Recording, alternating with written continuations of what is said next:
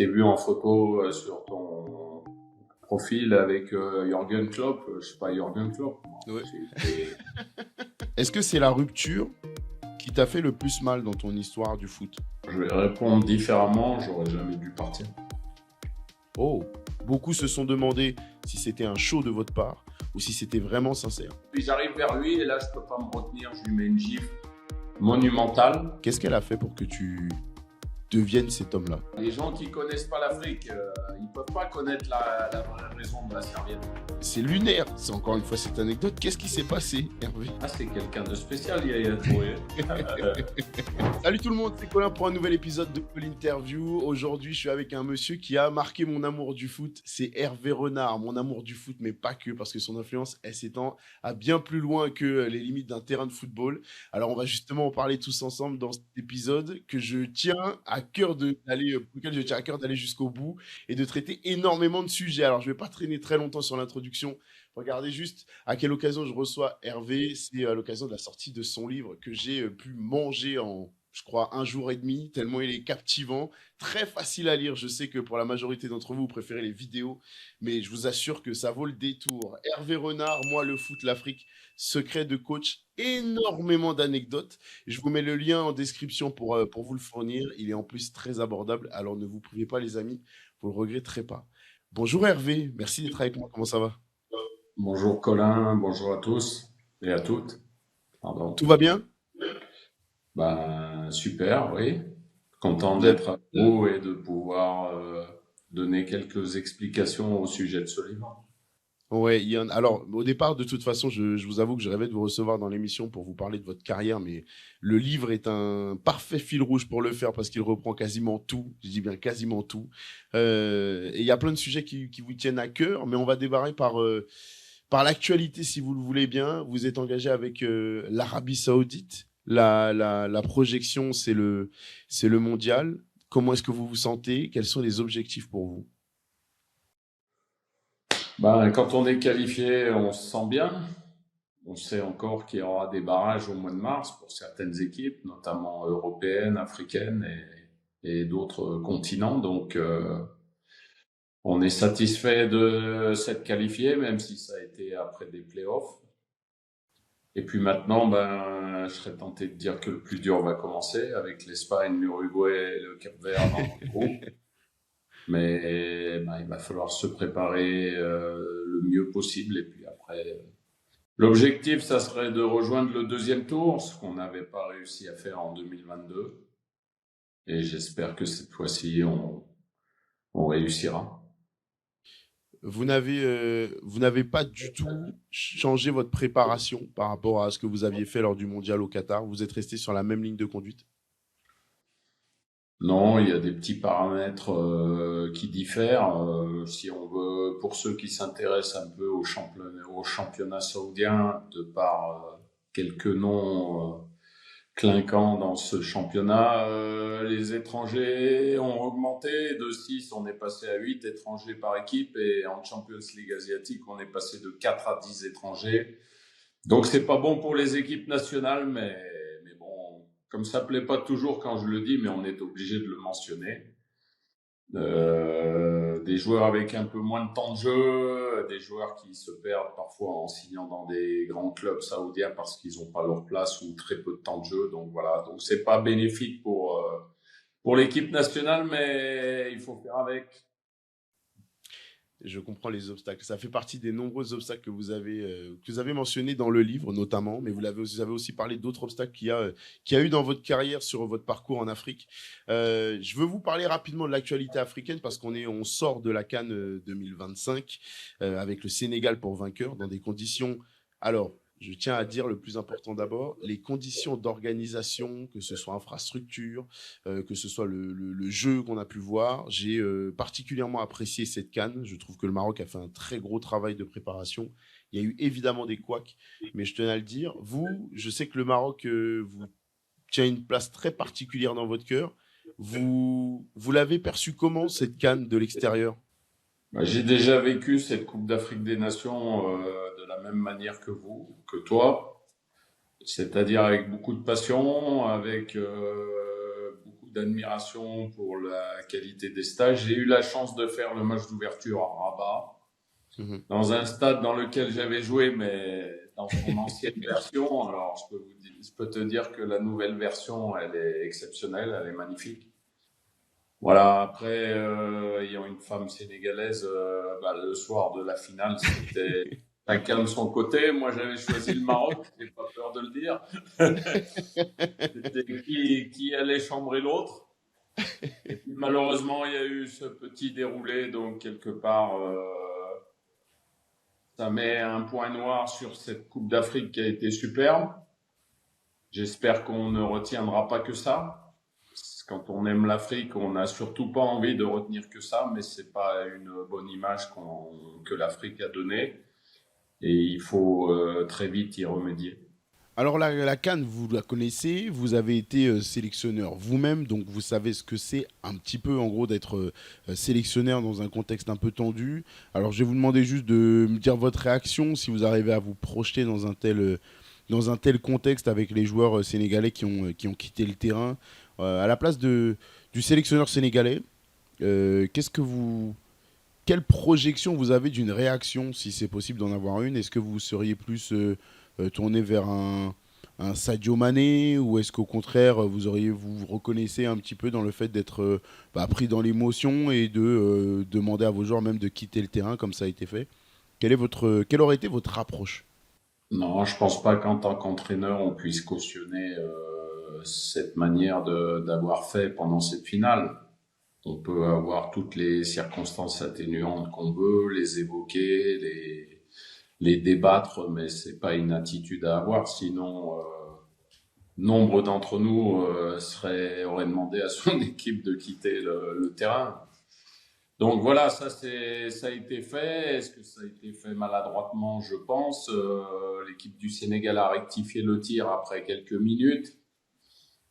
Ils ont réussi à inverser la tendance psychologiquement. Est-ce que ce fait de jeu a été bénéfique? Avec le résultat final, quand on le connaît maintenant, oui, certainement. Mais après, on avait les deux équipes, les plus belles équipes d'Afrique en finale.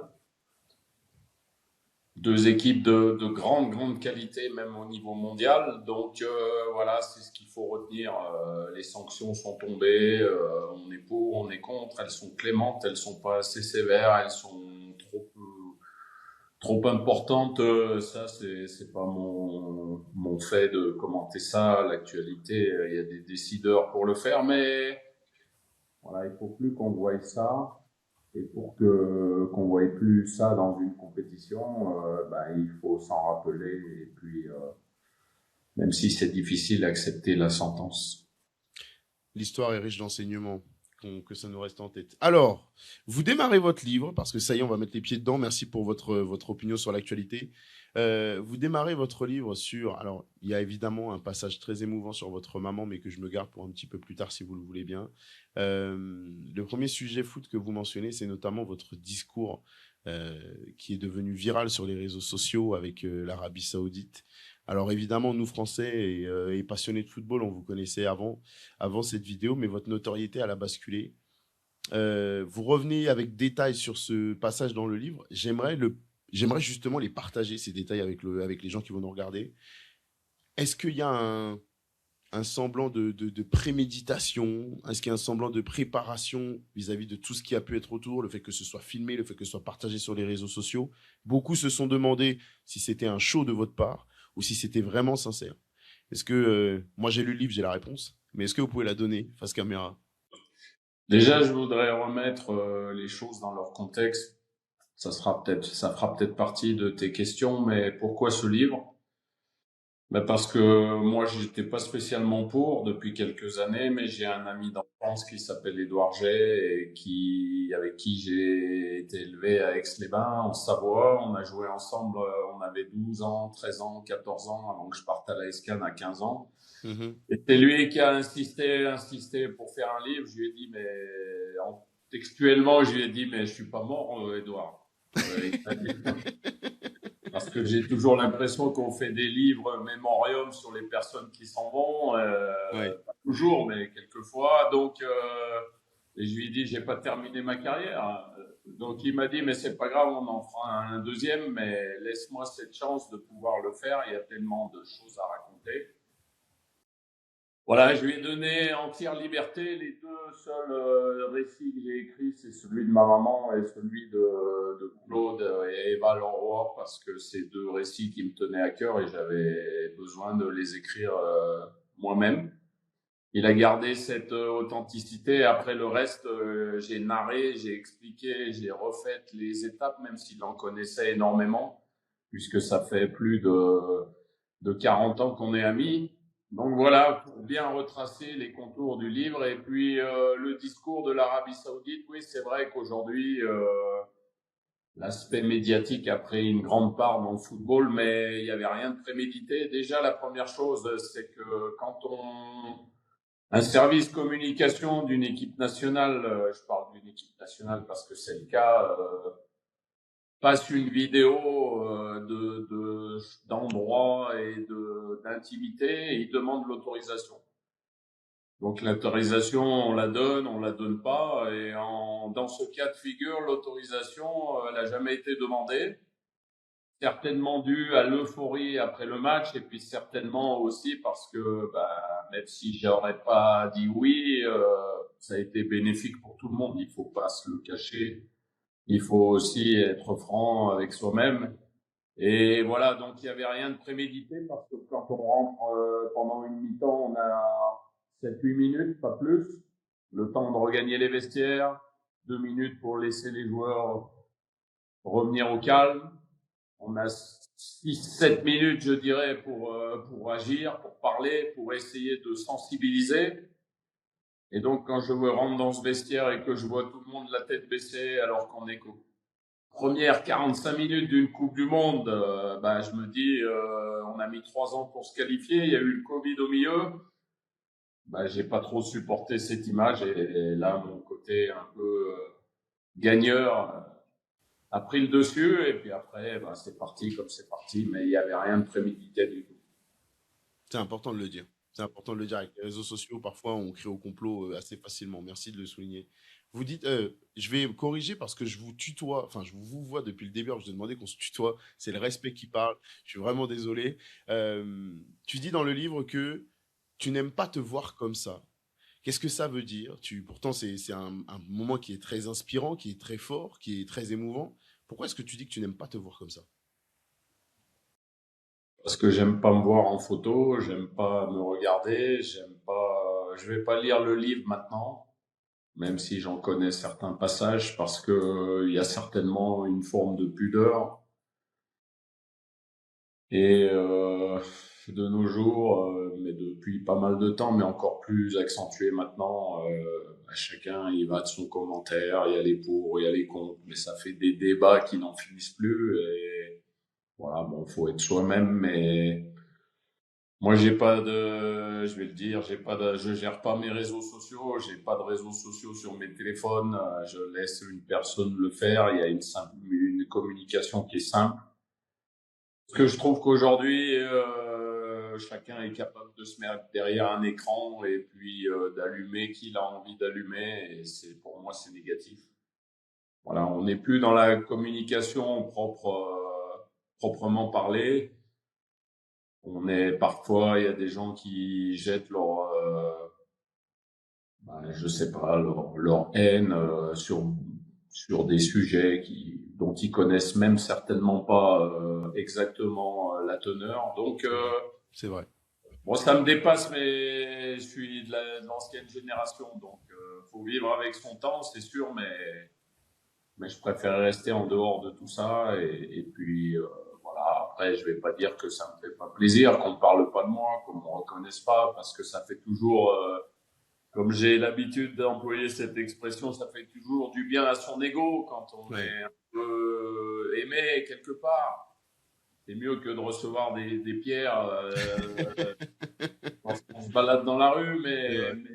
mais bon, c'est bien de rester en dehors aussi parce qu'il faut rester tranquille.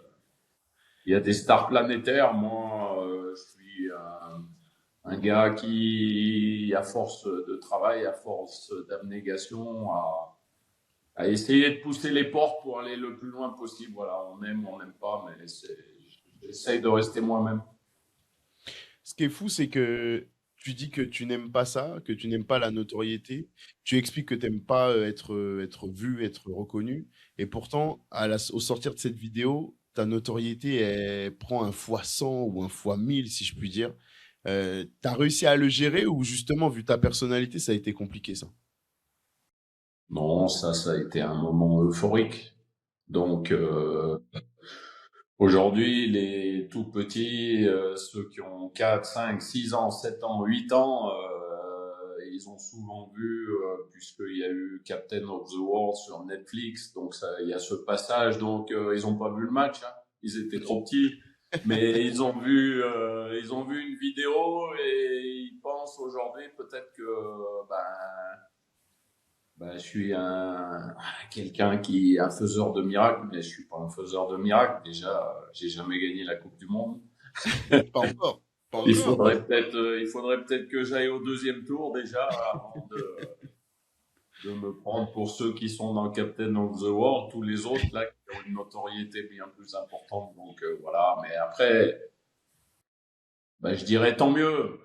Mais je pense qu'il faut toujours remettre les choses dans leur contexte et bien les expliquer, et ne pas gruger les gens, c'est important. Je viens de sentir en t'écoutant ma timidité être dépassée par mon intrigue et ma curiosité. Alors, je vais vraiment rentrer dans cet échange différemment. Ce qui me tue dans tout ce que tu viens de me raconter là, c'est que tu m'expliques que tu n'aimes pas te regarder, tu vas pas relire ce livre. La notoriété, tu l'apprécies, mais parce que ça fait du bien à ton ego, tu ne cours pas après. Pourtant, en France, très longtemps, tu as eu l'image de ce coach, euh, beau mec, avec sa super bien habillé, bien tracé, sportif. On en a fait presque une caricature en France je trouve même à basculer dans le manque de respect parfois, parce qu'on te réduisait largement à ça, alors que tu as montré à maintes reprises que ton travail dépassait largement une question d'image. Mais même l'image que tu as, et je m'arrête à l'image physique, visuelle, elle est en total désaccord avec ce que tu es vraiment. C'est, c'est fascinant de t'écouter dire que tu n'es absolument pas ce que les gens ont pensé de toi. T'en as souffert justement de ça, cette image du monsieur parfait avec sa belle coupe, son bien taillé, sa belle chemise. Comment t'as perçu ça, toi? Oui, parfois c'est difficile, mais merci à mes parents, je dirais, j'ai pas trop une sale gueule, quoi. Voilà. Après, après, je cours pas après et je vais pas dire que ça a pu me déplaire dans certains commentaires que j'ai pu entendre, mais inversement, il y a toujours des côtés négatifs. Et les côtés négatifs, c'est ceux qui appuient là où ça peut faire mal, quoi. Mais ils font exprès.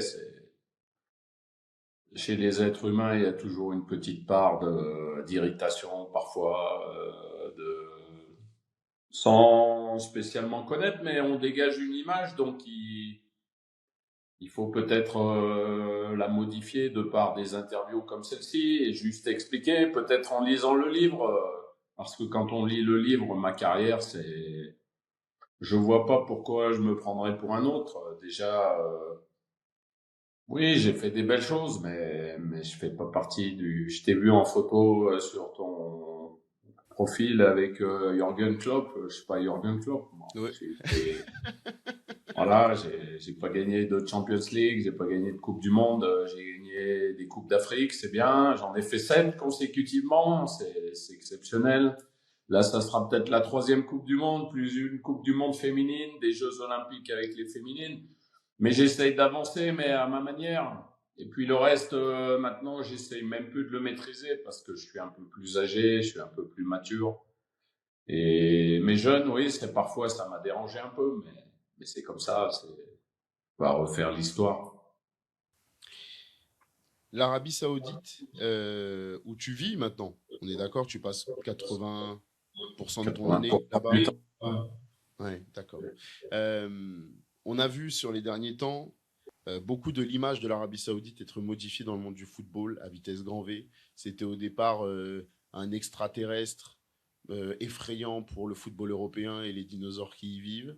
C'est devenu un championnat que tout le monde tend à respecter parce que droits télé qui ont été partagés en France, parce que grandes stars reconnues qui sont pas forcément au moment de leur retraite qui y vont. Je pense à Cristiano Ronaldo, mais pas que. Les profils ont aussi changé, les profils de personnes à y signer. Kingsley Coman y a signé, c'est un cran beaucoup plus jeune que Cristiano. Et aujourd'hui, on a des jeunes joueurs comme Kader Meïté, la pépite de Rennes notamment, qui a signé là-bas. Est-ce que toi qui es directement impliqué là-bas, tu as la sensation que ta présence là-bas, en tant que, j'ai pas envie de dire émissaire, j'ai pas envie de dire non plus ambassadeur, mais forcément le fait que tu y sois joue un rôle. Est-ce que tu as cette sensation d'avoir contribué à changer un petit peu l'image de ce pays? Non, pas du tout, parce qu'il y a deux vitesses ici. Il y a la vitesse mise en place depuis quelques années. Je suis arrivé en 2019, la première fois ici, et j'ai vu l'évolution, c'est-à-dire recruter des joueurs de grande qualité, avec des montants parfois, avec des transferts très onéreux, pour améliorer le championnat, pour qu'il y ait une visibilité plus grande. Ça, je pense que ça changera pas. Et puis moi, je suis avec l'équipe nationale, alors il y en a certains qui évoluent avec ces stars, mais il faut le dire en toute objectivité, ils n'ont pas le même niveau que toutes ces stars. C'est des bons joueurs, mais on forme pas une équipe nationale avec des joueurs qui viennent d'un peu partout à travers le monde. Mais aujourd'hui, il y a aussi une nouvelle dynamique, comme tu l'as dit, avec des jeunes joueurs à potentiel qui sont achetés très très cher. Donc ça veut dire certainement que ça va pas s'arrêter. La Coupe du Monde elle sera organisée en 2034 par l'Arabie Saoudite, donc je suis sûr que c'est un moyen de communication qui a été décidé tout en haut de la pyramide par les leaders de ce pays. Et voilà, mais après, tant mieux, c'est bien parce que je vois des matchs de qualité, il y a des effectifs de qualité.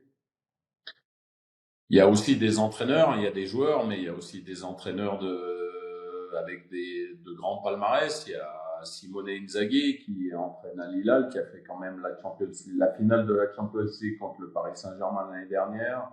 Jesus, l'entraîneur de Al Nasser, Roger Brennan à Qadisiyah, et puis Yesle à Al Ahly qui a gagné la Champions League asiatique l'année dernière. Donc c'est des grands coachs. Il y a Roberto Mancini qui est passé après moi et je lui ai succédé également. Voilà, donc bah, c'est bien parce que si on n'en parlait pas du tout, ça serait quand même on serait dans un endroit que tout le monde ignore. Aujourd'hui, ils ont une idée un petit peu différente. Aussi, le parcours d'Al Hilal à la Coupe du Monde des clubs contre Manchester City y a contribué et je pense que c'est pas fini parce qu'ils vont essayer de continuer de perturber les plus grands de ce monde au niveau des clubs. C'est pas plus mal, c'est bien de voir les choses bouger un petit peu. Je pense que c'est bien pour tout le monde. Je vais revenir à ton parcours d'entraîneur parce qu'il est fascinant. Euh, Il y a la partie sur le Vietnam qui me fascine parce que tu décris toute la préparation qu'il y a avant, c'est-à-dire que tu décides de quitter la France avec toutes les incertitudes que ça peut englober. Et beaucoup de gens aujourd'hui sont derrière leurs ordinateurs, derrière leur téléphone ou dans les tribunes d'un stade et vont simplement insulter un coach, j'ai l'exemple de notamment Liam Rosenior qui a quitté Strasbourg pour aller à Chelsea, ou des coachs qui ont vu des opportunités et qui les ont saisies, ont décidé de partir. Il y a plein de scénarios, de moments dans la vie d'un coach que les gens vont juger de l'extérieur, mais ils ne voient pas tout ce qui a été construit pour en arriver là. Et dans ton livre, je trouve que tu décris parfaitement les peurs, les enjeux, les doutes qu'il peut y avoir pour un jeune entraîneur qui n'a pas encore le téléphone qui sonne tous les jours. Est-ce qu'on peut revenir sur les conditions dans lesquelles tu quittes la France? Tu parles de ta société de nettoyage, tu parles du moment où tu es avec ta femme, tes filles. Est-ce que, est-ce que tu as peur à ce moment-là ou est-ce que tu es en pleine confiance? Non, je suis étonné. Déjà, il y a un concours de circonstances, mais peut-être que dans la vie, il n'y a pas de concours de circonstances. C'est peut-être le destin, tout simplement. Je démarre ma carrière en National 3. À l'époque, ça s'appelait CFA 2. Après une année, 2 années de CFA, ça s'appelle National 2 maintenant, à Draguignan. Et puis, il y a des élections municipales. Il y a un maire, pour ne pas le nommer, Monsieur Piselli, qui décide de virer tout le monde. Et puis, moi avec. Et je me retrouve, heureusement que j'avais une entreprise de nettoyage, et je me retrouve après 3 saisons où je commence ma carrière, sans job, quelque part, sans ma passion. Je trouve rien pendant juillet, août, septembre, octobre, novembre, décembre. Puis en décembre, je suis contacté pour aller rencontrer Claude Leroy, qui n'avait pas trouvé encore d'adjoint pour aller à Shanghai, dans un club en Chine. Juste l'étape avant le Vietnam. Qu'est-ce que je fais? J'ai pas de travail, les conditions sont bonnes, je peux mettre un pied dans le football professionnel avec quelqu'un qui a une expérience énorme. Voilà, je franchis le pas. Après, tu parlais de Rosénior, mais je voudrais simplement poser la question. Sur 100 personnes qui auraient la même opportunité, je suis sûr que 97 personnes sur 100 choisiraient la même option. On ne peut pas refuser Chelsea, c'est impossible, surtout quand on fait de cette passion un métier. Aller le plus haut possible, c'est ce que tout le monde a envie. Il faut aller côtoyer. Si jamais il laisse passer cette chance, peut-être qu'elle ne reviendra jamais plus. Donc après, il a tort, il a raison. On peut débattre des heures et des heures, mais je pense que moi j'aurais pris la même décision. Et je dis toujours, parce que le milieu du football est un milieu où les gens ne regardent parfois qu'avec un œil. On s'offusque pas quand on vire un entraîneur. Par contre, quand il part de lui-même, on est offusqué. Ah, il nous laisse tomber, tout ça. Mais il y en a pourtant beaucoup qui sont virés. Ouais, voilà. Pendant un jour, on dit c'était quelqu'un de bien, et puis on tourne la page et on passe à autre chose. Et puis quand le nouveau arrive, voilà, on a oublié au bout de quelques jours. Voilà, c'est arrivé à Stéphane Lemignan, Franck Hez cette saison en Ligue 1 en France. Donc voilà, il faut se mettre à leur place aussi. Donc parfois, quand on a une opportunité qui est beaucoup plus importante, on s'assoit, on regarde les gens droit dans les yeux, on leur dit c'est une opportunité que j'aimerais bien saisir. Après, au niveau contractuel, est-ce que c'est possible, est-ce que c'est pas possible? Ça, c'est la partie des avocats, on va dire. Mais c'est important de le dire parce que souvent, comme tu dis, nous on allume, on éteint notre télé, c'est un peu de manière robotique. Le coach est là, le coach est plus là. Bon, on en parle pendant une journée, on passe à autre chose. Mais dans ce passage de ton livre, justement, tu parles du fait de, de tous les événements, de tous les éléments qui peuvent vous perturber, qui peuvent vous effrayer. Le fait de devoir, comme tout le monde, payer son loyer, comme tout le monde, payer ses charges, comme tout le monde, ne pas s'inquiéter de ne pas avoir un salaire qui rentre pendant que le monde du foot avance à une vitesse complètement folle et peut vous oublier, à quel point est-ce que dans ta carrière, tu as eu peur de demain? À quel point tu as eu peur de ne pas retrouver un club? Est-ce que ça t'est même arrivé? Ouais, souvent, ouais. Je serais tenté de dire jusqu'à ce que je parte au Ghana en 2007. Donc j'ai commencé à entraîner 99-2000, donc ça fait 7-8 ans d'incertitude, de pas savoir ce qui peut arriver. Si je suis remercié, heureusement j'avais une bouée de sauvetage avec une entreprise. Et c'est pour ça que quelque part j'ai toujours continué, et la personne qui m'a fait démarrer cette entreprise, je la remercie aussi, Monsieur Pierre Romero, parce que quelque part j'étais un joueur très moyen de national 2, et puis c'est pas suffisant pour assurer toute une vie, donc quelque part ça a été une bonne résolution de commencer alors que j'étais un joueur en national à l'époque. Voilà, mais ça arrive aussi aujourd'hui, hein. Il y a des équipes de nationales qui sont pas toutes celles qui sont en haut du tableau et qui ont des budgets très moyens. et le football et une carrière, même au niveau Ligue 2, parfois il suffit pas à assurer 30, 35 ans après de sa vie derrière le football. Hein. Voilà. Surtout aujourd'hui avec les finances qui vont vers le bas dans le championnat français, ou donc c'est quelque chose c'est une passion, mais aussi il faut ramer parfois, il faut se battre, il faut faire preuve de résilience, il faut avancer. Et parfois on chute, parfois il faut se relever. Voilà, ça fait partie d'une carrière comme dans tous les métiers. Mais il y en a très peu qui arrivent vers la pyramide, vers le haut. Hein. Le haut de la pyramide, je le répète encore parce que c'est important de le dire, il y a ceux qui jouent le titre de champion du monde avec les équipes nationales, ceux qui jouent le titre pour gagner une Champions League. Et puis après, la pyramide, elle descend petit à petit. Et quand on est pas tout en haut, mais pas très loin du haut, par contre, il a fallu en prendre quelques marches pour arriver là. C'est clair, oui. Et c'est pour ça que j'aime bien rappeler l'adversité que représente le foot et l'incertitude que ça représente. Ça peut expliquer aussi pourquoi certains font certains choix à des moments importants, des choix que tout le monde ne comprend pas, mais tout le monde n'a pas tous les éléments. Au Vietnam, il y a cette peur, mais il y a aussi les conditions de travail, et ça, on va le suivre même jusque en Afrique, où ça va te suivre, les conditions dans lesquelles tu as travaillé. Les gens dans leur petit canapé bien au chaud en France ou en Europe peuvent juger du niveau de la CAN, des performances, la qualité de jeu, etc. Mais dans ton livre, tu mentionnes les conditions de travail qui m'ont laissé bouche ouverte.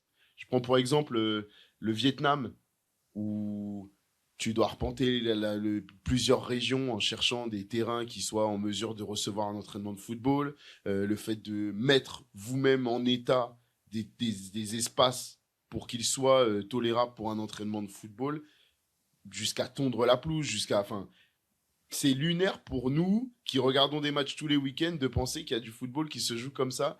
Comment toi tu tiens le coup quand tu mets les pieds là-dedans?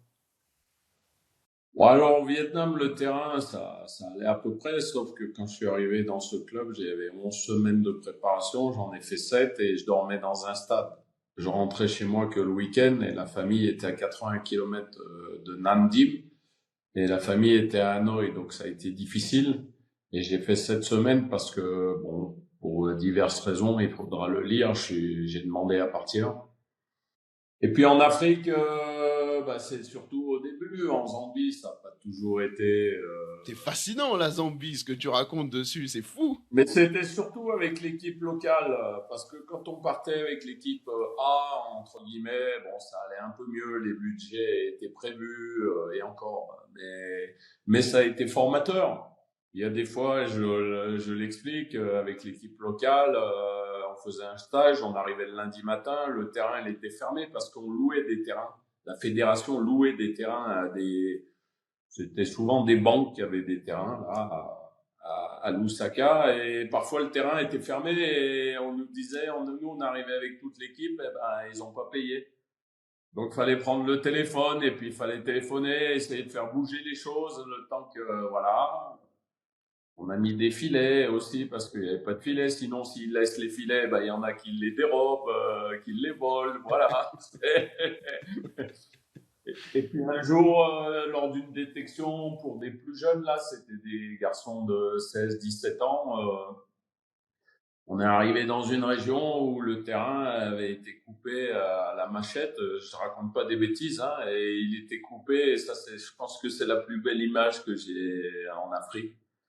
C'était dans la région nord, en Zambie, et le terrain avait été coupé à la machette par des prisonniers. Ils avaient une combinaison orange, et puis la prison était juste à côté. Et nous, on est arrivé un peu avant pour voir comment étaient les lieux.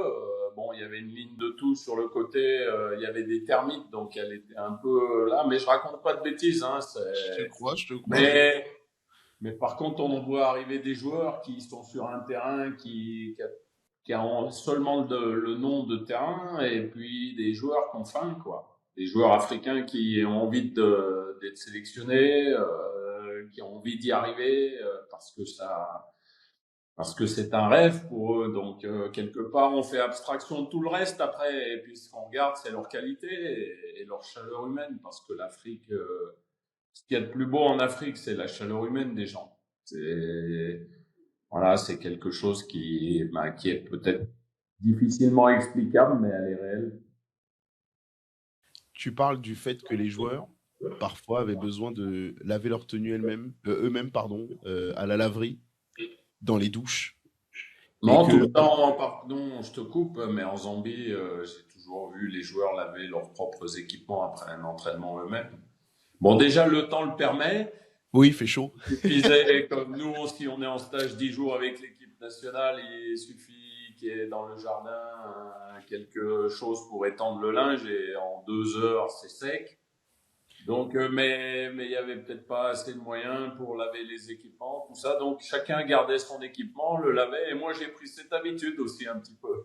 Donc, mais voilà, mais c'est pas des mauvaises habitudes. Il y a des gens qui travaillent peut-être sur Paris, qui n'ont pas une vie fantastique parce qu'il faut prendre le métro le matin, et il faut aller au travail. Pour laver les affaires, s'il n'y a pas de machine à laver dans l'appartement, il faut aller à la laverie, ça coûte cher. Donc voilà, c'est la débrouille, mais c'est la débrouille avec ses moyens du moment, avec voilà, faut s'adapter. Et le football, quelque part, je raconte ça, mais c'est rien à côté de ce que bon nombre de gens vivent, parce que il y en a qui ont de bonnes situations, mais il y en a aussi qui ont des situations difficiles. Donc voilà, il faut toujours garder cette petite fenêtre d'objectivité et se dire qu'il y a toujours pire. Ce qui est fou, donc, du coup, avec cet état d'esprit-là que tu viens de me décrire, c'est que malgré le foot que tu vois au quotidien à la télé, malgré le foot qui te fait rêver forcément comme nous tous, ça te décourage pas. Ces éléments-là, ces anecdotes-là, de voir un terrain coupé à la machette, de te voir laver ta tenue le matin pour la séance de l'après-midi, ça te décourage pas d'évoluer dans cet environnement. Toi, au contraire, ça te motive. Non, c'est génial, je trouve. Je prends, on a un centre d'entraînement au Sénégal et Khalidou Koulibaly, qui a monté une académie et qui n'a pas encore ses infrastructures, s'entraîne sur nos infrastructures. Mais pourquoi je dis ça? C'est parce que je vois des petits qui ont été recrutés, ils ont 12 ans, 13 ans. Leur entraîneur, c'est Olivier Rousset, qui a bourlingué un peu partout dans le monde, dans les académies Jean-Marc Guillot. Il les fait marcher pendant 1 kilomètre, 1 kilomètre 5 pour aller s'entraîner dans un chemin en terre. Mais c'est génial, ils chantent, ils sont ensemble, ils dansent. Voilà, oui, ils prennent pas le bus pour aller s'entraîner, mais ils sont joyeux. Et moi, je trouve ça génial. Peut-être que c'est encore plus formateur, quoi. Je trouve ça fantastique. Et puis quand on les voit arriver sur le terrain de Five là pieds nus, parce que c'est une méthode où ils s'entraînent pieds nus, c'est fabuleux quoi. C'est voilà, c'est la vie. Et puis après, il va falloir qu'ils aillent chercher le luxe, ils arrivent à jouer dans des grands clubs. Mais je trouve que c'est bien de pas tout avoir au début. Ouais, c'est Par bien. contre, quand on commence par le caviar, après c'est difficile de redescendre, hein. Donc, il vaut mieux commencer par le bas de l'échelle et puis monter petit à petit. Eh ben, on va en parler justement. Alors, il y a cette première aventure avec la Zambie, quart de finale, c'est ça, qu'en 2010-2011, quart de finale contre la Côte d'Ivoire, si je dis pas de bêtises. Non, c'est le Euh, Nigeria. le Nigeria, pardon, excuse-moi. Et derrière, il y a j'ai envie de parler avant de revenir sur la deuxième partie avec la Zambie, j'ai envie de parler du Ghana, parce que justement, tu me parles du fait que euh, tu connaisses le bad, entre guillemets, la galère un petit peu avant de connaître le caviar. Avec le Ghana, en termes de joueurs que tu coaches, il y a du caviar. On parle de Essien, on parle de Ayou, on parle de stars internationales. Le rapport de ces stars-là à ces conditions de football africain parfois extrêmes, est-ce que il est positif? Est-ce qu'au contraire, elles jouent ces stars un petit peu enfant gâté? Comment c'est le rapport? Il faut remettre chaque chose dans son contexte, c'est-à-dire qu'au Ghana, il n'y a pas ces problèmes pour l'équipe Non. nationale A avec Claude Leroy. C'est la Coupe d'Afrique 2008 organisée par le Ghana, pays organisateur. Moi, j'arrive 5 mois avant. J'ai la chance d'être adjoint, mais je suis adjoint. Donc, oui, ça peut être assimilé à du caviar, mais je suis qu'adjoint. Moi, c'est pas moi, c'est T'es Claude pas encore le Leroy. big boss. Mais c'est mon premier pas en Afrique. Et là, je vois cette ferveur avant la CAN. ces joueurs qui avaient réalisé une coupe du monde 2006 de très grande qualité, George Mensah, Souleymane Dari, Steven Appiah, Michael Essien, André Ayew qui commence sa carrière internationale. Et voilà, donc pour moi, c'est aussi un apprentissage à grande vitesse, de par le fait d'être adjoint de Claude Leroy et puis de par la qualité de cette équipe. Mais par contre, quand je redeviens numéro un après, il faut redescendre un peu de calibre. J'avais pas les moyens encore de pouvoir prétendre à une équipe de ce calibre.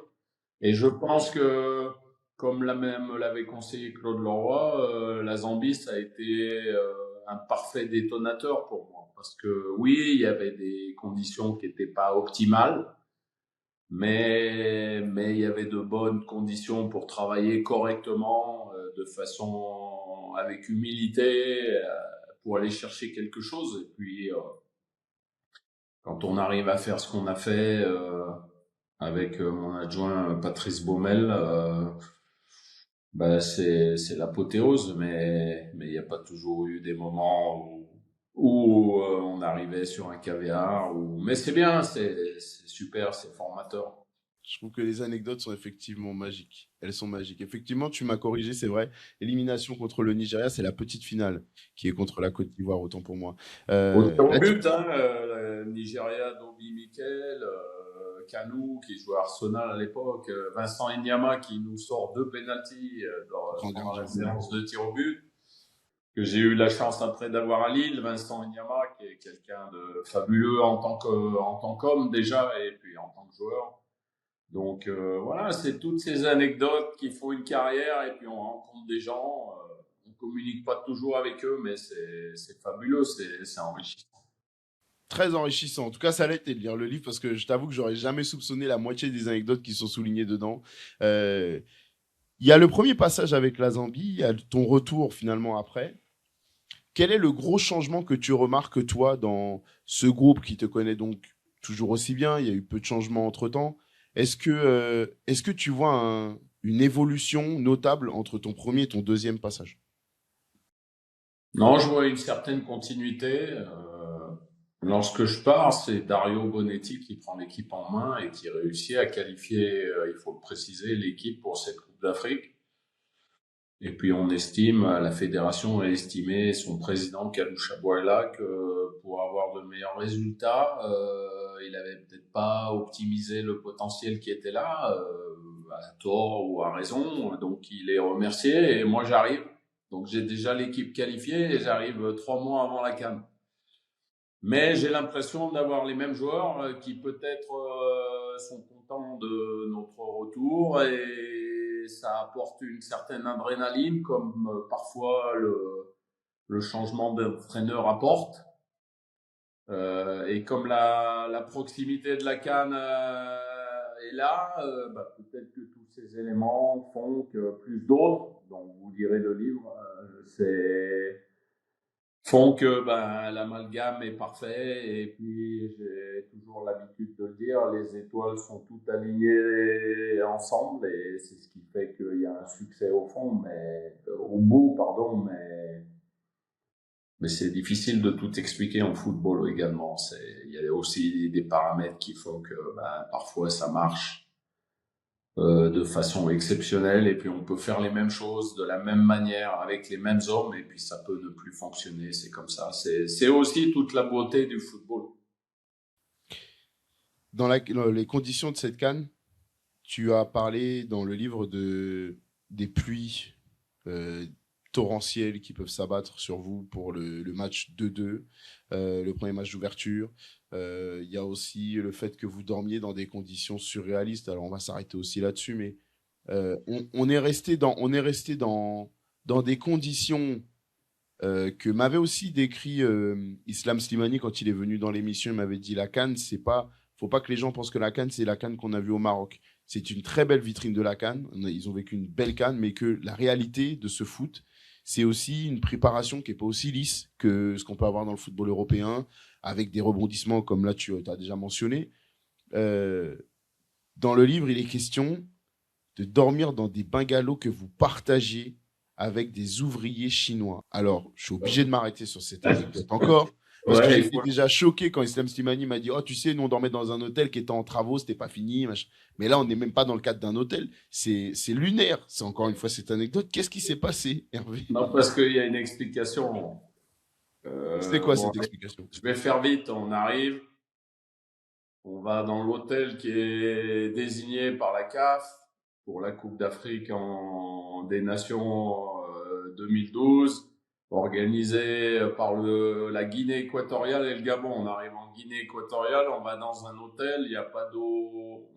On arrive, on demande aux joueurs de venir au repas du soir. Il y a pas d'eau chaude dans les douches, donc ils arrivent à l'hôtel, ils peuvent pas se doucher avec de l'eau chaude. On descend au restaurant. Il y a une ou deux petites anecdotes qu'on racontera pas là, mais au restaurant. Et puis, comme on n'est pas dans des conditions qui sont très bonnes pour préparer une canne, on se dit le lendemain matin avec mon adjoint Patrice Baumel, on va aller voir les gens de la CAF personnellement. Et puis, si on nous donne pas satisfaction, on va chercher nous-mêmes quelque chose qui puisse nous loger un peu mieux. Donc, on fait ça, on fait des démarches. On nous dit, allez voir là-bas, si ça peut vous convenir. On va dans un endroit qui est avec des bungalows. Et sincèrement, l'endroit, il n'y a rien de luxueux, mais est propre. Il y a une belle salle de restaurant, tout ça. Bon, il y a des ouvriers dans une partie, et puis on décide de venir ici. Donc moi, dans le bungalow, je le partage avec Patrice Baumel. On a chacun une chambre. Faut remettre ça dans ce contexte, pas dire n'importe quoi non plus. Et puis on fait la canne comme ça, voilà, mais c'était bien, c'était un mobil-home, on va dire. mais bon, et puis on était bien, quoi. Et puis l'important, c'est les matchs, c'est de pouvoir se préparer, d'avoir une salle pour faire les causeries, un projecteur, voilà, c'est ça le plus important. Après le reste c'est du luxe. Donc on l'avait pas pour cette CAN, mais aujourd'hui il faut aussi rappeler, hein, la CAN a progressé, l'organisation est de mieux en mieux, les terrains sont de mieux en mieux. Parfois il y a des matchs en Afrique où les pelouses ne sont pas encore exceptionnelles, on ne citera pas de nom où on peut aller jouer, mais ça progresse. Alors ça progresse pas partout, mais dans la grande majorité, le football africain a fait beaucoup de progrès également. Voilà, maintenant on est en 2012, il y a quelques années, mais les terrains en Guinée équatoriale, Gabon étaient très bons, hein, sauf cette pluie torrentielle, parce que c'était la période des pluies, mais sinon le reste ça allait. Mais cet hôtel, c'est une anecdote. Et comme par hasard, je ne sais pas si ça a une cause à effet, le premier match de notre CAN, c'était contre le Sénégal, et le propriétaire de cet hôtel, c'était un Sénégalais. Donc, je ne sais pas s'il a fait exprès de couper l'eau chaude ou j'en sais rien. Ça peut faire partie du décor des fois. Justement, tu vois, je me suis pas attardé. J'avoue que quand j'ai préparé ta venue, j'avais un gros passage sur l'actualité et sur la CAN 2025, mais j'ai pas. Tu sais quoi, en t'en parlant, je me suis dit, j'ai pas envie de ressasser des souvenirs qui sont parfois négatifs. Mais il y a ce climat de suspicion, de complotisme qui est très présent dans le football africain, dans les grandes compétitions africaines. Est-ce que ça fait partie du charme ou est-ce qu'il y a un semblant de vérité dedans? Toi, tu l'as ressenti de l'intérieur? Il y a toujours des petits avantages. Déjà, dans chaque grande compétition, il y a toujours un petit avantage. Ou est-ce que c'est un avantage pour l'équipe qui reçoit, pour le pays organisateur? C'est pas seulement là, hein, c'est arrivé dans plein d'endroits. Hein. C'est arrivé en Égypte, c'est arrivé dans beaucoup de CAN et dans d'autres compétitions. Voilà. Maintenant, ça suffit pas pour gagner. La preuve, après on peut revenir sur tous les faits, mais c'est pas le Maroc qui a gagné la Coupe d'Afrique chez lui. Et après, il y a des faits qui font dire que oui, mais il faut pas toujours tomber non plus dans une paranoïa, voilà. Mais parfois ça peut ça peut faire penser qu'il y a des avantages qui sont importants. Aujourd'hui, ça s'est assez bien passé jusqu'à cette finale, mis à part peut-être la veille de la finale, quand les Sénégalais se sont plaints un peu parce qu'ils sont arrivés sur un quai de gare, il n'y avait pas assez de sécurité ou pas du tout, je sais pas. On fait attention à nos mots parce qu'on n'y était pas, on l'a pas vécu en direct, mais je pense que tout le monde a dit que c'était quand même une superbe CAN, mais qui avait été ternie par ces quelques dernières minutes. Voilà. Donc, il ne faut pas tout mettre à la poubelle et passer du tout au tout. Voilà, on a vu une super compétition qui, j'espère, restera à ce niveau et s'améliorera encore au niveau footballistique, au niveau installation, infrastructure, et puis on corrigera les petits détails qui font que il peut y avoir un peu de choses qui sont pas voilà. L'histoire de la serviette, voilà, les gens qui connaissent pas l'Afrique, ils peuvent pas connaître la vraie raison de la serviette. Voilà, la serviette, elle a quelque chose, mais ça serait trop long pour l'expliquer ici. Mais c'est parce que c'est un objet qui a quelque chose, voilà. Voilà. Donc, si quelqu'un a voulu l'enlever, c'est pour perturber. Mais les gens en Europe, la serviette, comment on peut faire pour prendre une serviette, tout ça? Mais il y a quelque chose derrière la serviette. Attends, là, tu m'en as trop dit ou pas assez, parce que non, moi, mais pour la serviette... l'histoire derrière la serviette, est-ce que la serviette a été bénie? Est-ce qu'elle a été... Ah, d'accord. Voilà, c'est ce que je veux dire. Donc, après, c'est des croyances. Elles sont importantes aussi en Afrique. On y croit, oui, bien sûr. On croit pas. Bien sûr. Chacun voit la chose de son côté, comme il a envie de la voir. Mais je veux dire, c'est pas juste prendre une serviette. Il y a autre chose derrière. Mais les gens qui connaissent pas l'Afrique, ils peuvent pas savoir. Après, il y a peut-être rien sur cette serviette. Je suis pas, j'étais pas à l'intérieur pour le vivre, mais il y avait certainement une raison, ou alors c'est pour se montrer que même si vous êtes chez vous, les Marocains en l'occurrence, on va pas se laisser faire. La serviette, elle restera là, et puis elle est bien là. Voilà, c'est aussi une forme c'est un rapport de force. Hein. C'est très bien, que tu le mentionnes comme ça, parce que moi, comme beaucoup, j'ai mon approche d'Européen. Et je me dis, la serviette, au mieux, c'est pour s'essuyer le visage parce qu'il pleuvait ou autre. Au pire, mais je suis naïf, hein, mais là, je viens de me rendre compte, je me prends une gifle en me rendant compte à quel point je suis naïf. Ça peut être aussi, peut-être, il y a un papier dedans pour les tirs au but ou j'en sais rien. Mais l'aspect croyance, l'aspect culturel, je l'avais pas. Tu fais bien. Ouais, c'est peut-être un aspect spirituel. J'ai pas la signification. Tu sais bien. Sincèrement, je n'ai pas la signification. C'est très bien. Est-ce qu'il y en a pas une? J'essaye simplement de me remettre dans un contexte que j'ai déjà connu en Afrique. J'ai fait 7 Coupes d'Afrique des Nations, une comme adjoint, 6 comme numéro 1. Et voilà, c'est un continent où il y a des particularités. Il y en a aussi en Amérique du Sud. Hein, oui. La Copa América, il y a des particularités qu'on n'a pas nous en Europe. Donc il faut, moi je les connais pas là, les particularités de la Copa América, je l'ai jamais fait. Mais il faut toujours, avant d'analyser quoi que ce soit, de faire des commentaires, faut toujours essayer de savoir si on connaît bien le sujet, parce que le sujet, on le connaît pas toujours bien quand on veut commenter l'actualité. C'est tellement vrai, bien joué, bien vu de l'avoir mentionné. Je veux parler de ton management, parce que, encore une fois, je t'ai parlé de ton image quand on a commencé notre échange. Je t'ai dit que tu as l'image de l'extérieur, qui est confortée dans ce livre parfois par des relations, on va y venir un peu plus tard, mais je pense notamment avec des joueurs marocains. Mais tu as l'image du papa un peu vis-à-vis de tes joueurs, tu sais, capable de se montrer tendre, attentionné, affectueux dans certains moments, capable de serrer un peu la vis, monter le ton, comme on l'a vu dans la vidéo un peu virale. C'est toujours fait avec bienveillance, mais il y a un moment que tu mentionnes dans le livre, et ça a fait écho pour moi, parce que je me suis demandé comment tu aurais réagi aussi en parallèle avec la CAN 2025, toujours cette panenka qui est faite dans les derniers moments. D'abord, étape par étape, je voudrais revenir sur l'anecdote. Tu parles de la gifle qui a été donnée à un de tes joueurs suite, et je vais te laisser raconter toute cette scène, je ne veux pas spoiler. Tu parles de la gifle donnée à un de tes joueurs suite à un non-respect des règles qui étaient mises en place et que tu as rappelé la veille, mais qui n'a quand même pas été respecté. Et tu décides de le recadrer. dans l'intimité du vestiaire, mais avec une sévérité dingue, c'est-à-dire une gifle. Comment est-ce qu'un homme aussi... Dans quelles conditions un homme aussi bienveillant que toi, et j'ai pas peur du mot, parce que je trouve que ça te caractérise bien, t'es bienveillant, en arrive à donner une gifle à un de ses joueurs sans qu'il y ait de réaction disproportionnée derrière de la part du joueur, ce qui montre encore plus le respect qu'il y a envers toi. Qu'est-ce qui s'est passé pour que tu en arrives là?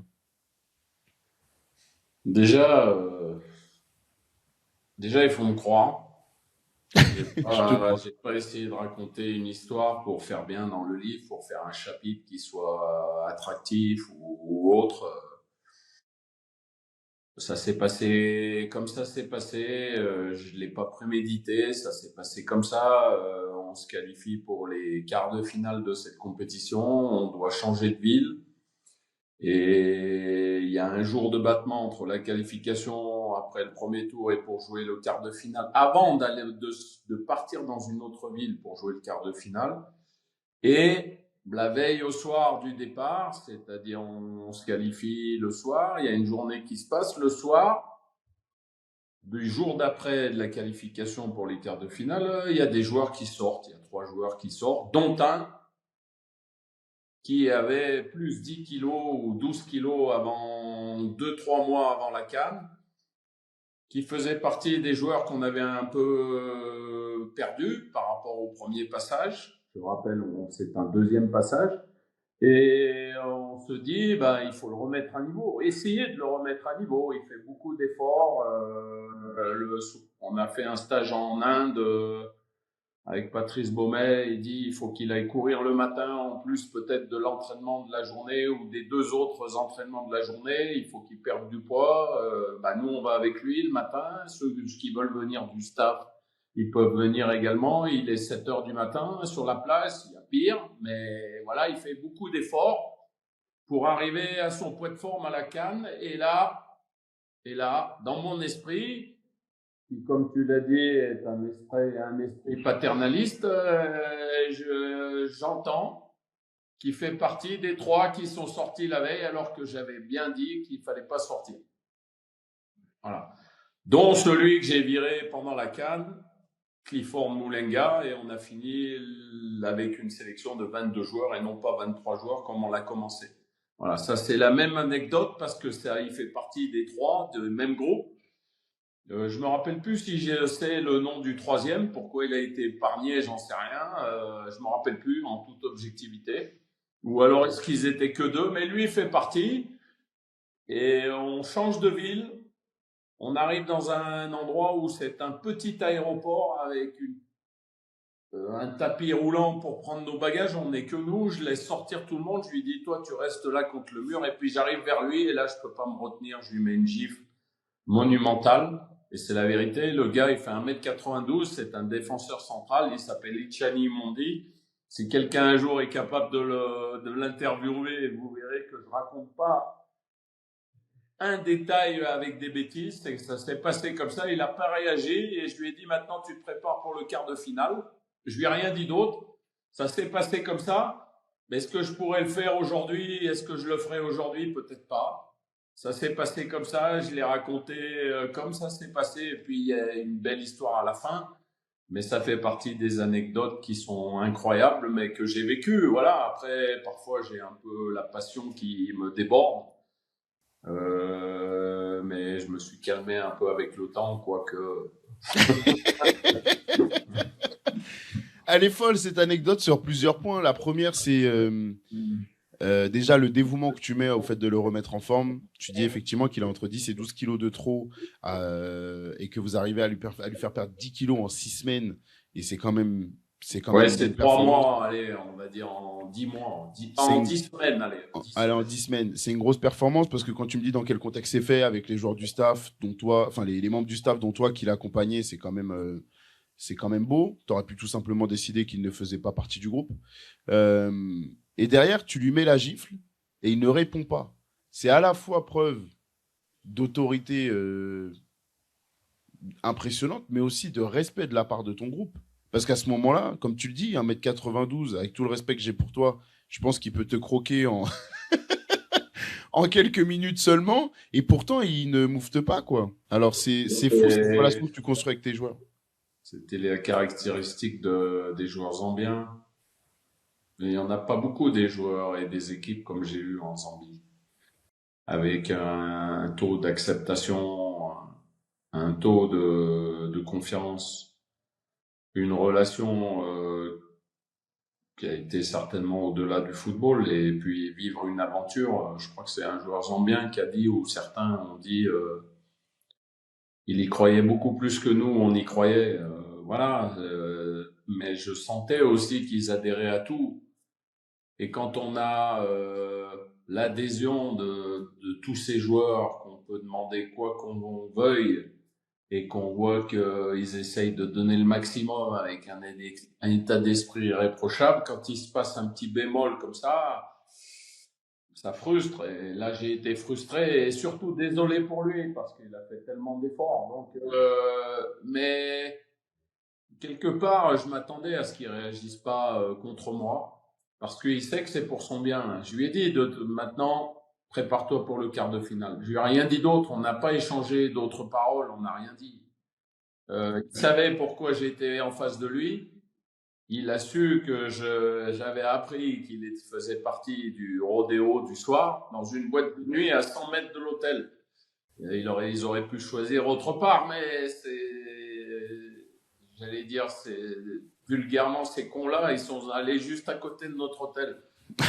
Bon, il y avait peut-être beaucoup de chances qu'on la prenne, voilà. Et donc voilà comment le contexte s'est passé. D'accord. En tout cas, je trouve que c'est encore une fois des mille magies d'un rassemblement et de la vie que vous pouvez avoir avec vos joueurs. Je trouve ça fou.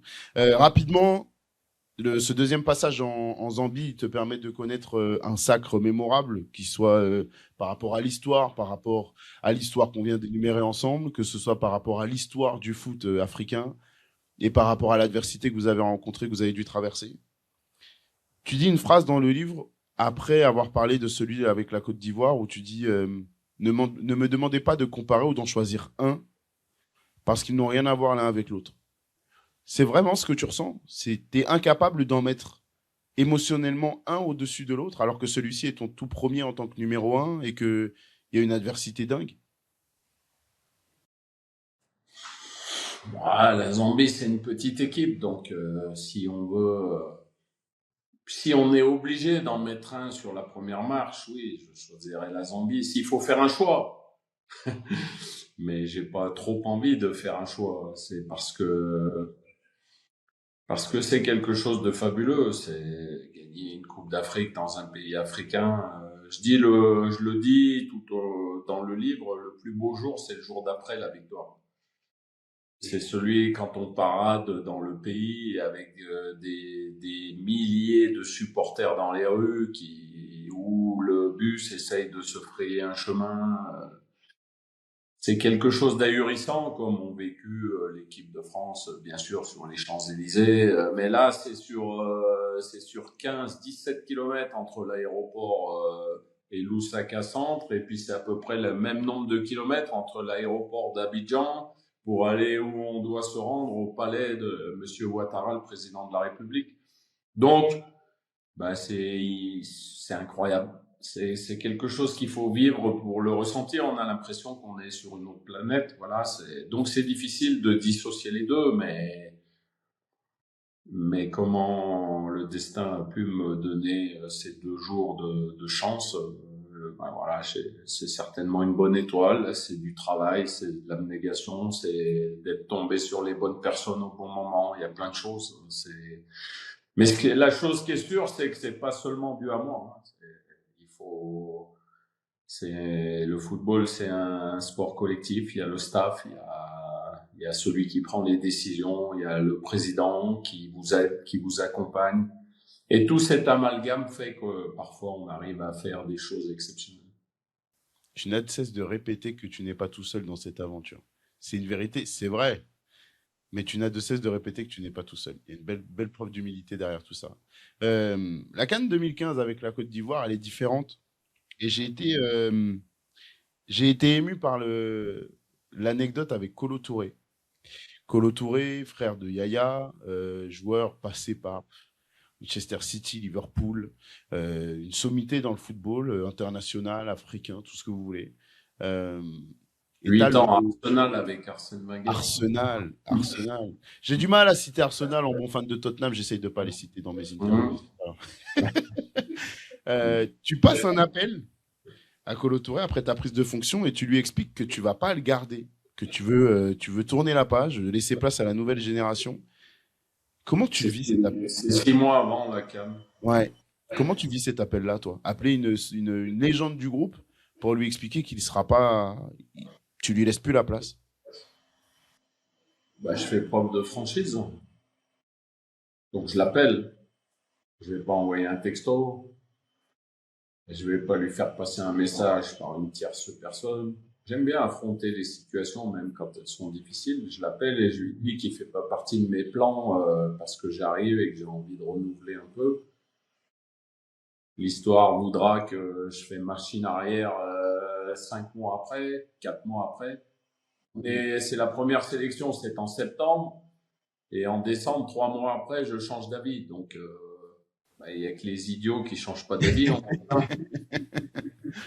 Mais j'étais obligé de lui donner une explication de par son palmarès, de par ce dont on m'a dit à son sujet. C'est Kolo Touré, c'était un leader. C'était quelqu'un qui faisait passer un message dans un groupe et je l'ai vu après. Et bien, m'en a pris de changer d'avis parce qu'il a eu aussi une part importante dans le succès. C'est quoi sa réaction au moment de cet appel? Beaucoup de stars auraient pu péter les plombs, auraient pu s'énerver, crier à l'injustice, casser du sucre sur ton dos dans les médias. Lui, il fait pas du tout ça. C'est quoi sa réaction? Il me dit certainement que c'est difficile à entendre, mais qu'il accepte ma décision, sans la comprendre certainement. Voilà. Et avant la CAN 2015, puisque j'avais fait la même chose 2 mois avant la CAN, j'avais sorti le gardien titulaire Kopa Barry, qui avait 100 sélections en équipe nationale, et je l'ai sorti pour mettre Nyobuo.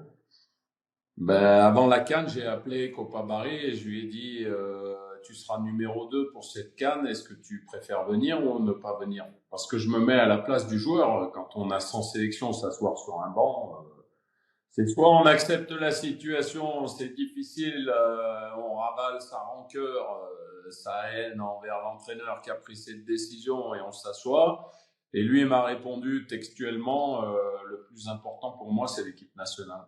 Voilà, donc il est venu comme numéro 2 et l'histoire a fait que c'est lui qui a joué la finale. Voilà, c'est des anecdotes qui font partie des décisions qu'on prend, des explications qu'on peut donner, même si les explications, je te rassure de suite, elles sont pas comprises. Hein. Un joueur, il va comprendre.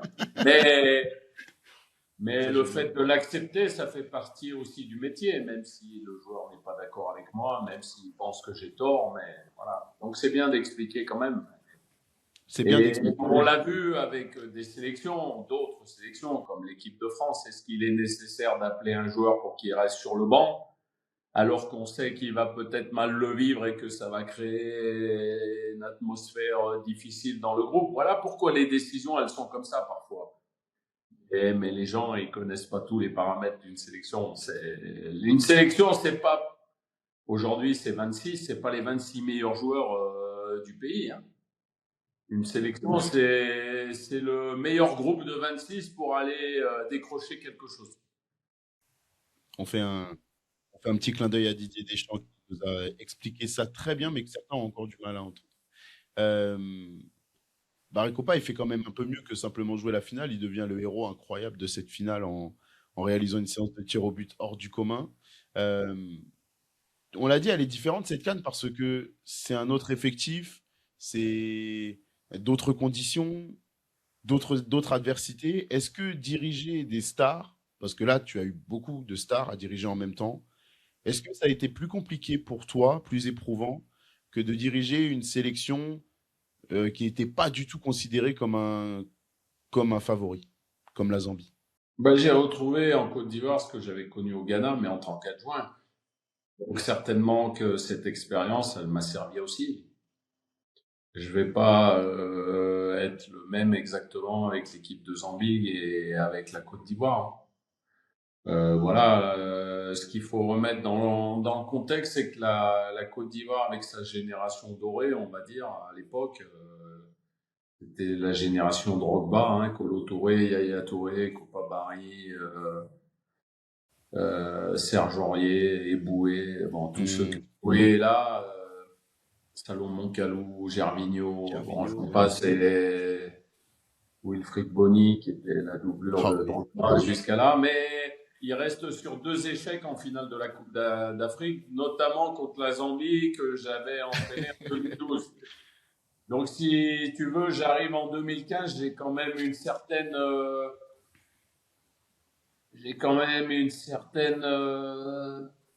les joueurs légitimité. doivent se dire, ah, mais lui, quand même, il vient avec nous, mais bon, il nous a battus quand même.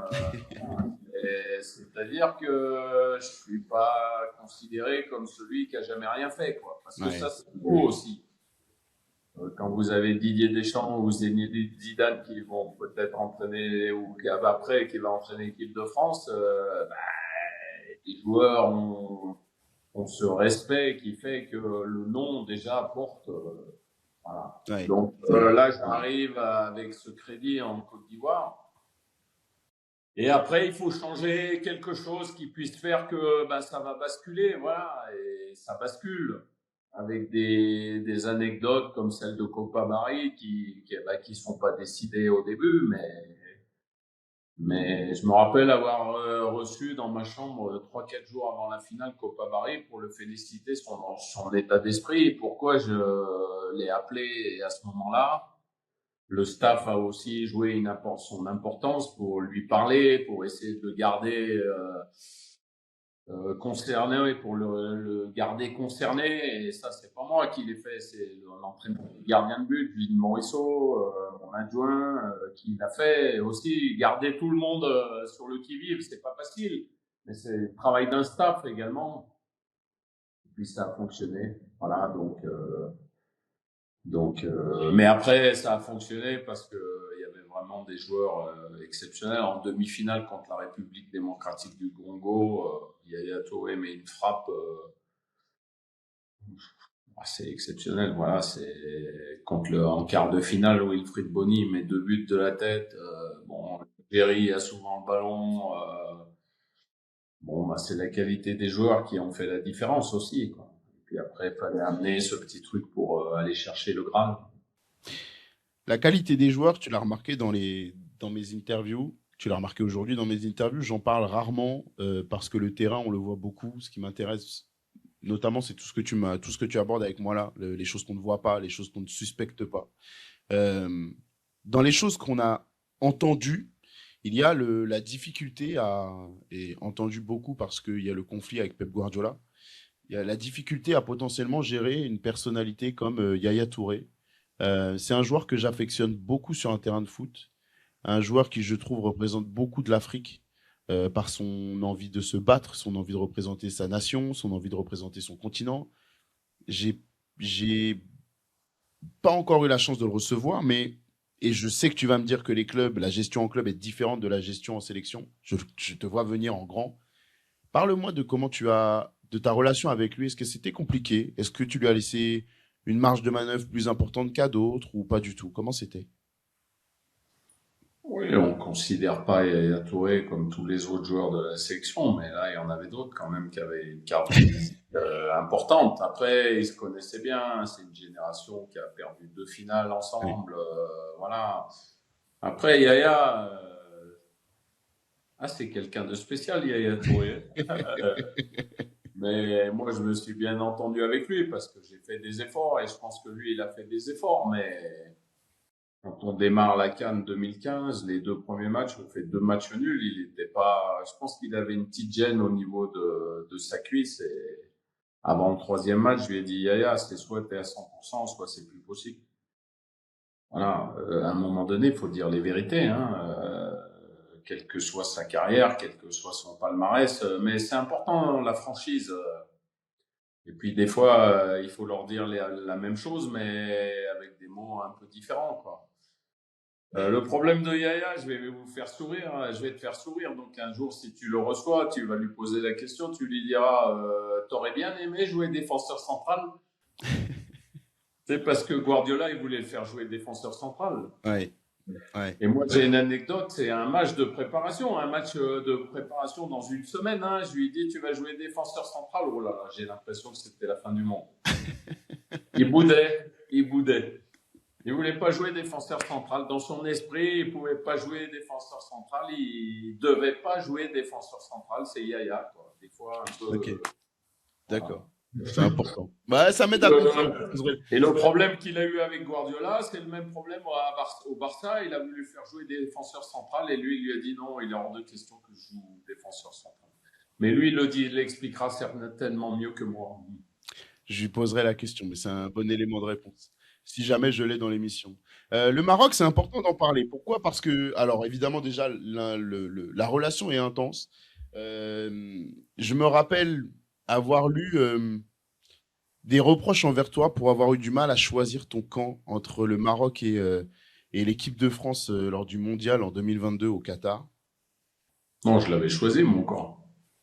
Ah, j'ai été franc. Bah, tu le dis mieux que moi, hein, tu vois, j'y vais à pointe des pieds, mais toi, tu vas avec les gros sabots. Mais tu as choisi le Maroc dans l'équipe que tu voulais soutenir. Ça a beaucoup jasé en France par rapport à ça. Dis-moi, comment est-ce que tu motives ton choix? Bon, c'est simple, j'ai vécu une aventure de 3 ans et demi avec 70% des joueurs qui étaient dans cette équipe et qui sont allés en demi-finale de la Coupe du Monde sous les ordres de Walid Regragui et de son staff parce que ils avaient mûri, parce que le staff a fait un travail exceptionnel, parce que voilà, donc on va pas les citer, Bounou, Mounir, Hakimi, Mazraoui, Saïs, Aguerd, Ça en fait beaucoup. Youssef Nesri, Ziyech, Bouffal, ils ont tous joué avec moi. Donc, quelque part, j'étais tellement heureux pour eux. Ah, j'y étais. En plus, j'ai vu les matchs en live à Doha et le public marocain, c'est un public, mais c'est Exceptionnel. c'est exceptionnel. On a joué une Coupe du Monde en Russie. Il y avait 40 000 spectateurs pour le match contre le Portugal. Mais 40 000 Marocains qui venaient à travers de tout le monde. Et vous l'avez vu, cette ferveur à la CAN, voilà, c'est un public de passionnés comme il y en a dans certains pays dans le monde. Mais le Maroc fait partie il y a cette passion pour le football, elle est excessive positivement, parfois négativement, mais c'est un pays exceptionnel. Et moi, c'est la raison, parce que j'ai connu Monsieur Legja qui avait été nommé depuis 1 an et demi quand je suis arrivé et qui a fait grandir ce pays pour revenir pratiquement aujourd'hui au top du football mondial. Ils sont 8e au classement FIFA, mais voilà, donc moi j'ai une partie de mon cœur qui est là-bas. J'ai pas peur de le dire. La France, oui, j'ai eu Mike Maignan, j'ai eu Pavard aussi, mais j'en avais que deux. Et de l'autre côté, il y avait une tribu qui était là. Donc voilà, Ça voilà s'entend. pourquoi je les ai soutenus. Et le public marocain, je sais pas pourquoi, et il m'a toujours rendu quelque chose que j'ai peut-être senti comme une reconnaissance. Voilà. Donc à chaque fois que je vais au Maroc et que je rencontre un Marocain à travers le monde, parce qu'ils sont partout, on me dit à chaque fois la même chose, donc ça me touche profondément. Voilà, c'est tout. Moi, je suis quelqu'un d'entier. Je ne vais pas faire semblant. Voilà, je soutenais le Maroc parce que c'était dans mon cœur, c'est tout. Tu dis que tu as reçu, et j'ai noté la page 232. Tu dis mot pour mot, j'ai reçu plus d'amour du Maroc que de la France. En début de cet échange, je t'ai mentionné la relation un peu je t'aime moi non plus que tu avais avec l'équipe, avec la France, pas l'équipe de France, avec la France, où on est à la fois capable de souligner le fait que tu sois un entraîneur français exceptionnel quand tu remportes 2 CAN et quand tu crées quelque chose, une émulsion, des performances complètement dingues ailleurs dans le monde. Et quand tu étais en Ligue 1, on t'a moqué, on t'a. Moi, je trouve que les moqueries sont allées un peu trop loin, mais est-ce que la phrase est très réelle de ce que tu ressens? Tu as reçu plus d'amour du Maroc que de la France. Ouais, parce qu'on est un peuple comme ça. Déjà, il faut savoir, un Français catalogué dans le monde, on est des râleurs. On râle tout le temps, on n'est jamais C'est vrai. content. C'est Non, mais vrai. C'est vrai. moi, j'ai beaucoup voyagé, c'est ce qui se dit. Alors, on peut pas faire des généralités, tout le monde n'est pas pareil, mais on est un peuple qui est vu comme ça, qui est perçu comme ça. Oui. Par contre, les gens aiment Paris, la Tour Eiffel, le luxe, les grandes marques. Voilà, on va pas les citer. Ça fait partie de la France, mais ça fait aussi partie du gars qui aime bien critiquer. Donc forcément. Et puis en France, on a aussi ce rapport qui est un peu difficile avec l'argent. On a du mal à parler salaire, on a du mal à accepter ce que l'autre à côté de chez soi a. Pour quelle raison? Ben, on s'est construit comme ça, les générations ont évolué comme ça. Pourquoi c'est autant prononcé aujourd'hui? J'en sais rien. Je vais pas faire le sociologue, hein, mais c'est un pays qui a des paradoxes et certains paradoxes. Peut-être que je le connais trop bien, ce pays, mais il y a beaucoup de paradoxes qui sont négatifs. Mais pourtant, je suis fier d'être français, sincèrement, je suis fier. Mais il y a des fois, je me dis, mais c'est incroyable ce qui peut se passer dans ce pays, quoi. Voilà, mais il y a des endroits magnifiques. C'est un pays avec une histoire magnifique, mais il n'y a pas que des choses positives. Ouais. Je te garde pas très longtemps encore, mais j'ai encore quatre questions à te poser. La première, elle concerne ta découverte de Achraf Hakimi. Tu l'as mentionné dans les personnes importantes qui ont compté dans ton choix de supporter le Maroc pour la Coupe du Monde. Raconte-moi comment tu as découvert ce talent-là, parce que toi, quand tu diriges le Maroc, il est encore dans la réserve du Real Madrid. Il est pas affirmé comme le meilleur joueur du monde à son poste qu'on connaît aujourd'hui. Comment elle se passe cette rencontre? Qu'est-ce que tu décèles en lui qui te séduit à ce point? Bah, c'est pas moi qui le découvre. Déjà, c'est ce qu'a mis en place la Fédération marocaine de football à travers tous les pays où il peut y avoir des binationaux. Hakimi, il est né en Espagne de parents immigrés marocains, mais il est espagnol pour moitié, on va dire. Donc, il y a un scout là-bas et qui donne des informations au directeur technique national, qui était Nasser Larguet et qui est aussi mon directeur technique national en Arabie Saoudite, et qui me mentionne le scout, c'est Albois Rabé, qui vit en Espagne et que j'ai rencontré aussi là-bas et qui est chargé sur le continent espagnol de détecter les binationaux comme Diaz en est un, voilà. Et donc à ce moment-là, il y a Achraf Hakimi qui joue avec la réserve du Real de Madrid parce que c'est l'époque de Zidane avec Carvajal qui joue au même poste que lui et trois Ligues des Champions vainqueurs ou quatre peut-être Carvajal je crois. Donc oui, avant qu'il le déloge, il va falloir un peu de temps et voilà, donc on m'en parle. Je le prends une fois en stage, deux fois, et il me manque peut-être un petit peu quelque chose. Puis la troisième fois où il vient avec nous, là, ça se passe à la fin d'un entraînement. J'ai besoin d'un latéral gauche. Je lui dis, puisque c'est une anecdote qui est vraie en plus, à la fin de l'entraînement, travaille devant le but avec les attaquants et Achraf, à chaque fois, il vient et il dit en espagnol attaquante, mais il veut me dire, moi, je suis attaquant. J'ai dit, tiens, va à gauche, tu vas centrer à gauche. Mais comme ça. Et donc, il est parti à gauche.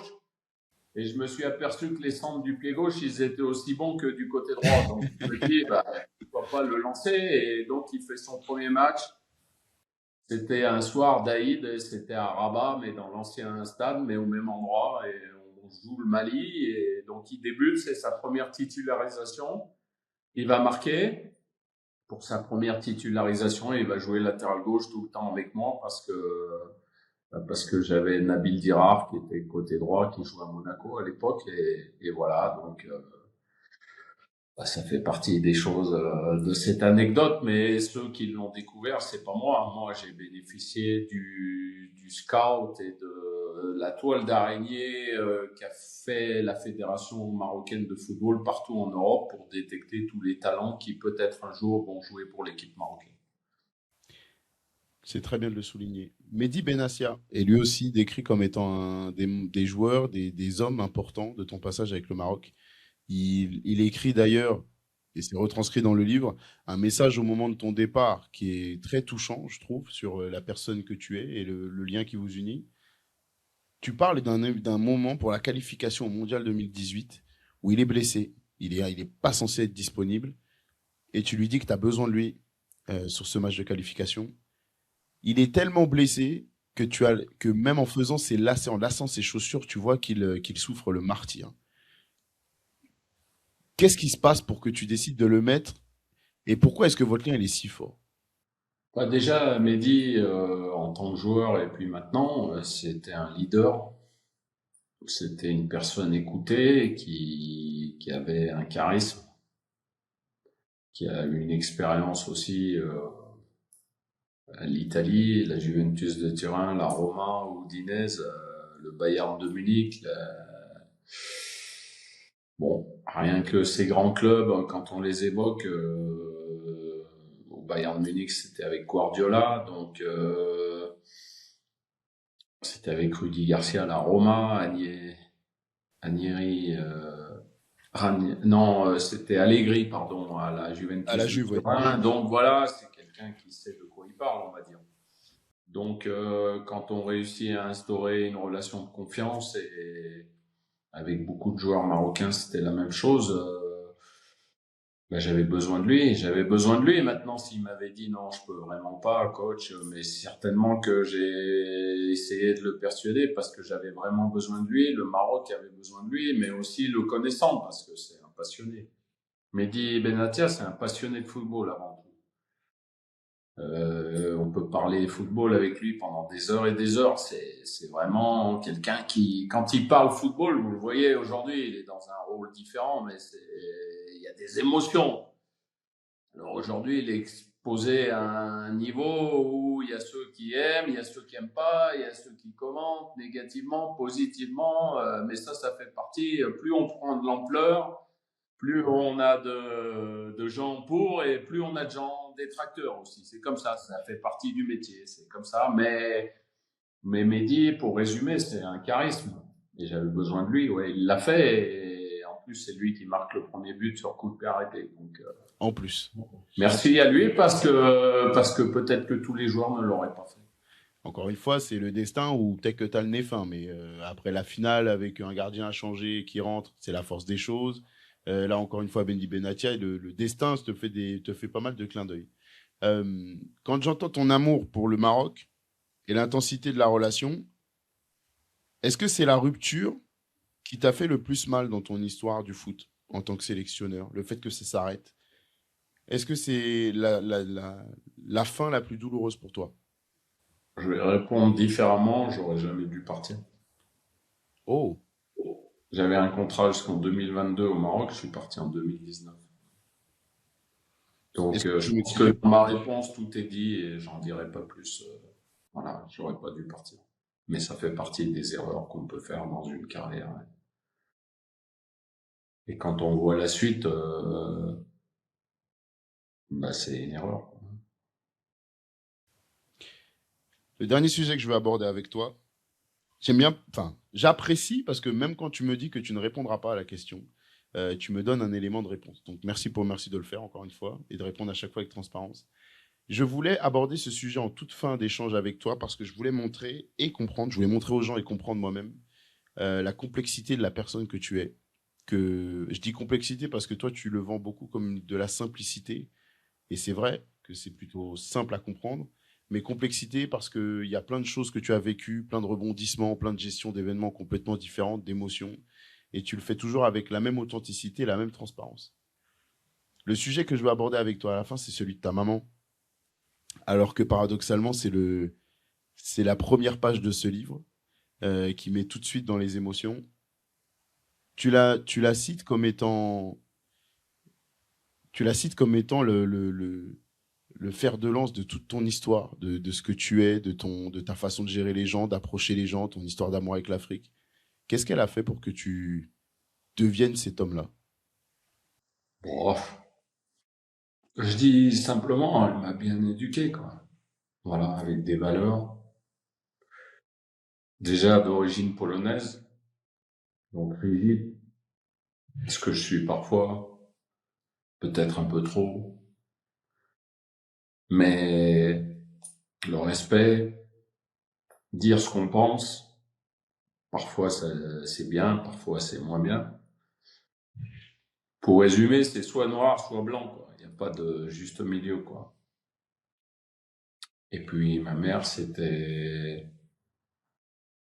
Ils se sont séparés avec mon père, j'avais 7 ans et demi, 8 ans.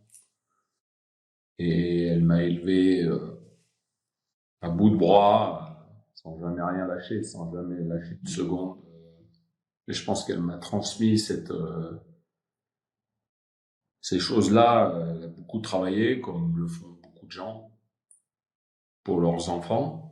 Et je pense qu'il faut en être reconnaissant. Maintenant, comme je l'ai dit, on se parlait peut-être pas assez, on s'est pas assez parlé. Elle est partie il y a 1 an, presque jour pour jour, parce que c'était le 3 février l'année dernière. Et quelque part, elle était au Qatar à la Coupe du Monde. C'est la seule qu'elle a vue. Bah voilà, ça devait se passer comme ça. Malheureusement, elle a prolongé son séjour au Qatar d'1 mois, puisqu'elle a été hospitalisée là-bas aussi. Et d'ailleurs, le Qatar a été exceptionnel avec elle, puisqu'ils ont pris des soins en charge, ce qui est incroyable. Ouais, donc, voilà, c'est le respect d'une mère, comme on a le respect des parents. C'est dommage quand il n'y a pas des bonnes relations entre les parents. Mais moi, je faisais pas des longs débats avec elle. Hein. Je vais pas dire de bêtises. Hein. C'est peut-être ce qui a manqué, c'est ce qu'elle m'a reproché. Mais si elle savait combien j'ai bu ses paroles et combien j'ai essayé de les appliquer au mieux, voilà, c'est ma mère tout simplement. C'est aujourd'hui, elle est plus là, donc j'ai eu la chance qu'elle me donne ça et je la remercie. Eh bien, je me joins à toi pour la remercier parce que nous, on a droit à un sacré monsieur qui nous donne beaucoup d'émotions dans le football et beaucoup de leçons de vie. Ça a été le cas encore une fois aujourd'hui. Merci pour ta confiance, Hervé. Ça me touche Ouais, beaucoup. merci à toi. Ouais. Et puis Euh, moi, je le répète, il n'y a pas trop de demi-mesure, quoi. On aime ou on n'aime pas, mais je change pas, je change pas. Moi, je te le demande. Ne change pas. À mon avis, je suis pas le seul à te le demander. Et on n'aime pas. Moi, j'adore. Alors, ne changeons rien. Paix à son âme pour ta maman. Courage à toi. Je sais que c'est jamais facile. J'ai pu voir ma mère perdre la sienne. Et je l'embrasse du fond du cœur. Et je sais que c'est pas facile tous les jours. Alors, courage à toi. Merci encore une fois d'avoir accepté d'en parler. Et tu le fais, comme je l'ai dit, au tout début de cette vidéo, parfaitement dans ce livre. Allez l'acheter, lisez-le, les amis. Franchement, vous n'allez pas regretter. Ça se lit très facilement. C'est plein d'authenticité, de transparence et d'émotion et d'anecdotes très souriantes, comme on a pu les aborder aujourd'hui. Merci Hervé. Prends soin de Merci toi. Je ne t'arrête pas Colin, plus et longtemps. puis, félicitations et merci de donner du temps au temps pour pouvoir expliquer les choses parce que des fois, quand on les lit, peut-être que. Mais quand on les explique oralement, comme ça, en live, c'est toujours mieux peut-être. C'est ce que j'essaye de faire. Merci beaucoup. Merci à toi. Prends soin de toi et puis je reviens vite vers toi. Merci beaucoup. À bientôt. Ciao. Au revoir. Merci. Au revoir.